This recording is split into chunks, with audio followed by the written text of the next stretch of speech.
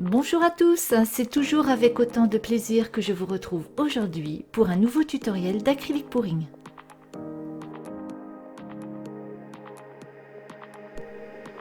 La semaine dernière, j'avais utilisé les peintures Princesse Mérite Glossy de chez Cléopâtre et j'avais obtenu un résultat avec une jolie brillance. Vous voyez, entre le satiné et le brillant, c'était vraiment très joli.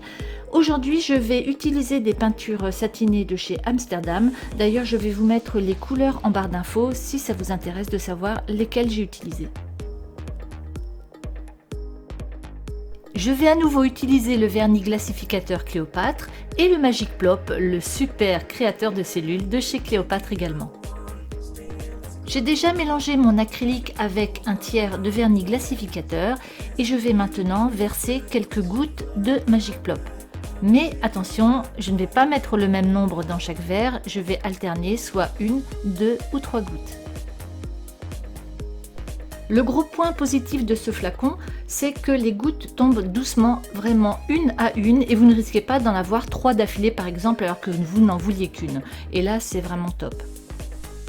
Et il ne reste plus qu'à mélanger pour bien lier l'ensemble.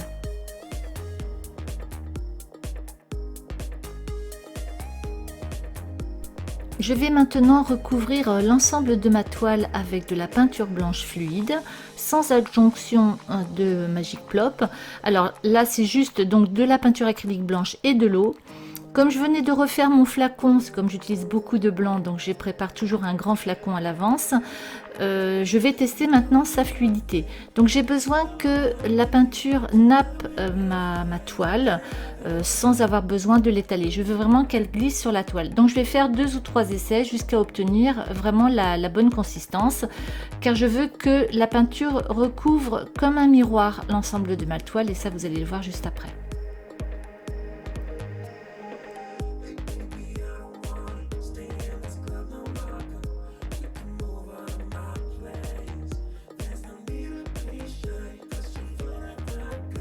Voilà, là la consistance est parfaite, donc je vais revenir à plusieurs reprises mettre ma peinture blanche pour pas en mettre de trop bien sûr, et je vais la faire glisser sur l'ensemble de la toile.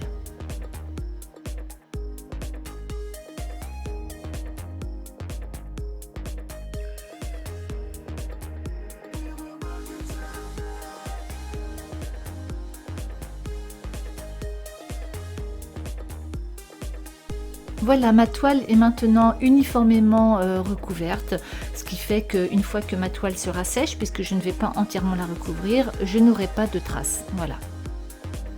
Je vais maintenant placer mes couleurs dans le gobelet, donc en alternance et en les faisant couler le long de la paroi du verre, voilà, pour éviter que ça ne se mélange de trop.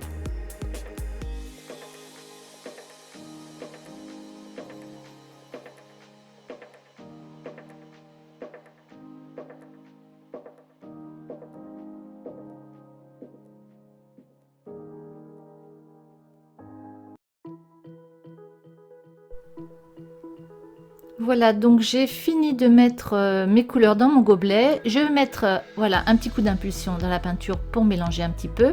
Et d'un mouvement de poignet, hop, je retourne mon verre sur la toile et normalement tout se passe bien, il n'y a pas de souci. Ça ne se renverse pas à côté. Voilà, alors d'habitude j'ai mon verre qui fait ventouse, donc ce que je fais, je perce mon gobelet pour que l'air rentre et que la peinture voilà, s'étale. Mais là, bon, a priori, ça n'avait pas fait la ventouse, elle s'est étalée un petit peu plus que prévu, mais bon, c'est pas grave, vous allez voir qu'on peut vite rattraper la chose, il n'y a pas de souci. En tout cas, j'aime beaucoup les couleurs que j'ai obtenues. Alors, cette technique, je vous mettrai le nom de la technique parce que là, comme ça, je ne l'ai plus en tête, mais je vous mettrai le nom de cette technique dans la barre d'infos, bien évidemment. Alors, avant de voir la suite, je tenais quand même à remercier Monsieur Sphère, on va l'appeler comme ça, mon chouchou d'amour, qui a accepté de prendre ma caméra plutôt que de filmer toujours du dessus, d'avoir un angle différent à vous proposer. Et voilà, il a accepté de jouer le jeu et je l'en remercie beaucoup. D'ailleurs, mon chéri, si tu passes par là, si tu regardes cette vidéo, sache que je t'aime vraiment très fort du fond du cœur. Alors, le fait de travailler sur un fond uni, comme ici le blanc, donc ça s'appelle faire du negative space. Voilà. Donc je ne vais pas entièrement recouvrir la toile, je vais juste m'amuser à occuper le centre, ou un peu plus que le centre, en laissant du blanc autour.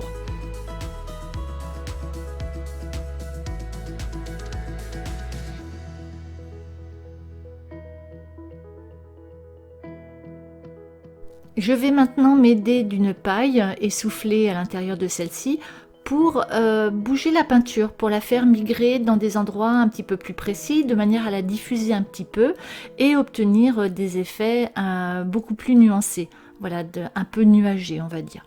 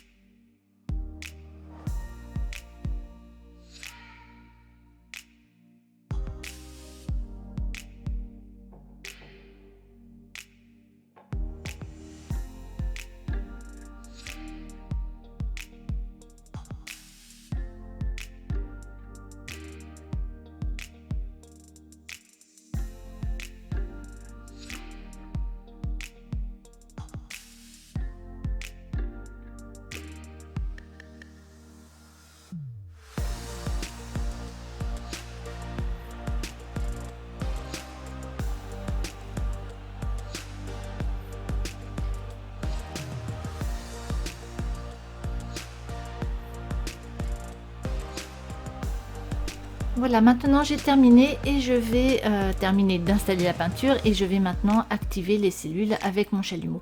Alors j'avais déjà remarqué la formation de cellules au départ quand j'ai positionné la peinture sur la toile et là le fait de les activer avec la chaleur, mais elles sont vraiment de belle taille, je suis vraiment bluffée et c'est clair que le Magic Plop fait maintenant partie de mes incontournables quand je vais réaliser mes prochains tableaux d'acrylique pouring. Clairement ce produit maintenant ne va plus me quitter, hein. Vraiment il tient toutes ses promesses.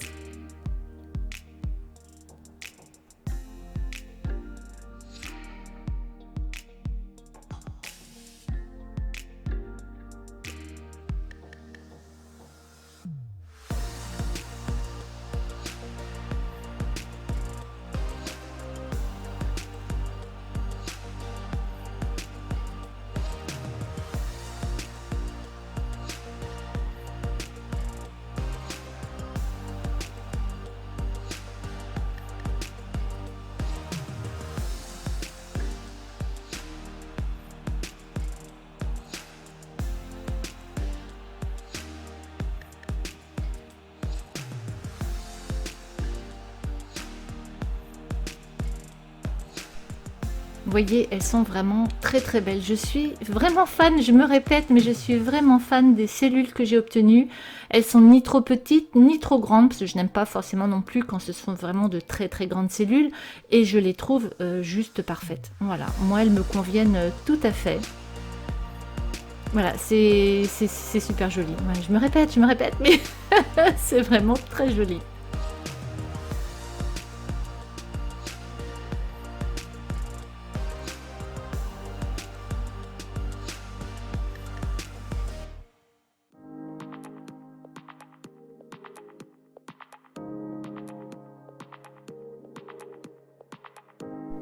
Ma toile est maintenant terminée et je vais la mettre à sécher. Voilà, le séchage est enfin fait. Voilà, ça a été assez rapide, hein, un jour et demi vu la chaleur. Et le résultat que j'ai obtenu est juste génial.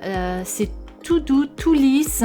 La seule chose que j'ai obtenue, du fait de la présence du silicone, je pense, et du vernis glacificateur, c'est juste un petit trait brillant tout autour, mais au contraire, je trouve que ça lui donne encore plus de charme.